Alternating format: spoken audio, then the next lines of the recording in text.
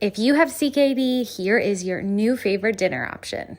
This is a low-sodium cashew stir-fry. Following a low-sodium diet is really important with kidney disease. Let me show you how to do it.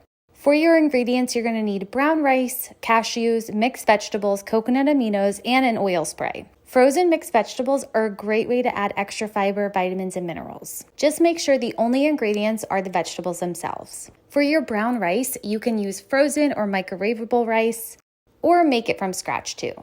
Frozen rice is just so easy and it's ready in a few minutes. To decrease the amount of sodium in this recipe, we are using coconut aminos instead of soy sauce.